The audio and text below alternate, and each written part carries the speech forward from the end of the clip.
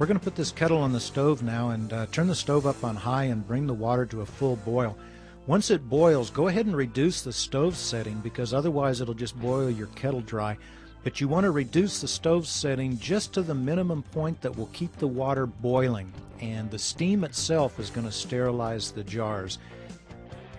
Let your water boil for 90 minutes, and during that 90 minutes, if you need to add a little bit of water, go ahead and do so. But don't start counting the 90 minutes until the water actually reaches a full boil. Some growers prefer to use 60 minutes. We found that 90 minutes gives you a really good sterilization, so I'd recommend going with that.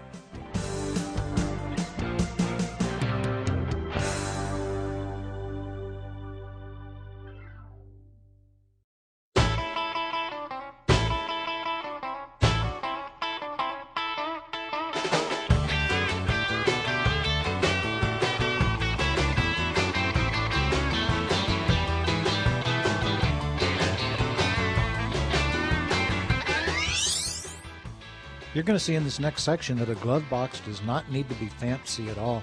Jim is going to be inoculating these jars with my glove box, which is nothing more than a plastic storage tote with holes cut in it for your arms to go through.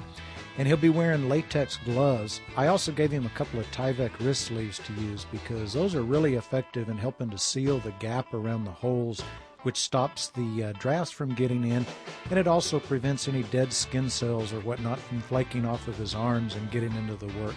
Let's watch.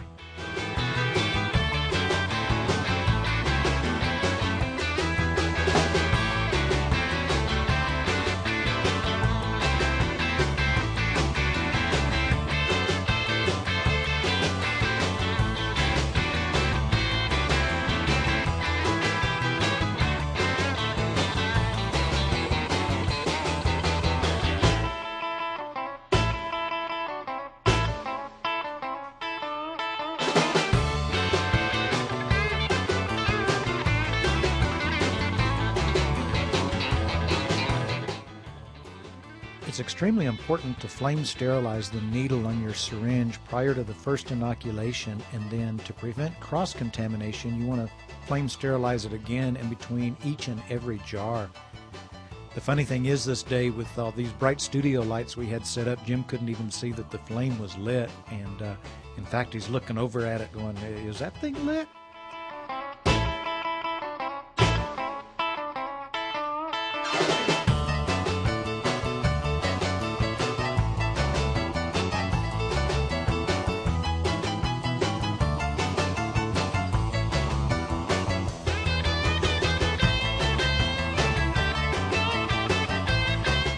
After flame sterilizing, you only need to let the needle cool for a second or two, and then you can go ahead and use it. The first drop of solution is going to cool the needle anyway, and then the rest can flow contaminant-free. Notice how Jim is holding it at an angle, and he's shooting the syringe right towards the glass at the edge of the jar. This way you can see the inoculant enter, and also as it starts to colonize, you'll see right away if you have healthy mycelium or a contaminant. So it's always a good idea to inoculate towards the edges rather than in the center of your jar. And this exact process will be repeated for each of the other 4 jars.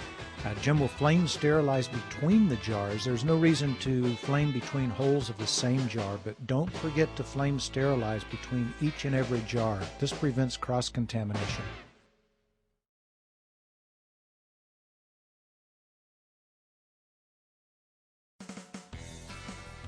The next step, as you can see, is to put your jars on a shelf and allow them to colonize. They'll do fine at normal room temperature. If you can keep them just a little bit warmer, they'll colonize faster. About 75 to 81 Fahrenheit is perfect. That's about 24 to 28 Celsius. And as you can see here, about 5 days later, if you use liquid culture, the mycelium will be growing out. If you use spores, it takes a little bit longer, but this is what you're going to see initially.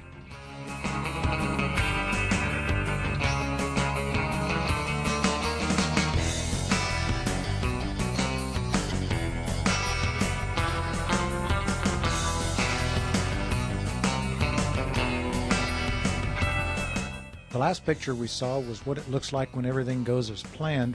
In this picture you see what it looks like when things go not as planned. This is trichoderma, the forest green mold, and it's the bane of mushroom cultivators everywhere. You're going to learn to hate it. There's no saving these jars. When you see this, you have to toss them out.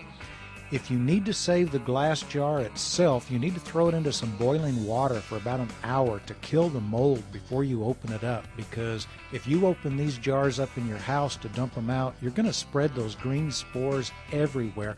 They're very sticky. They'll stick to you, your clothes, your hair, and then you'll carry them into your grow area, and that will simply ruin your future projects. So when you see the green mold like this, the answer is to toss it out. Boil the jars in water for an hour, dump them down the drain, and start over. Better luck next time.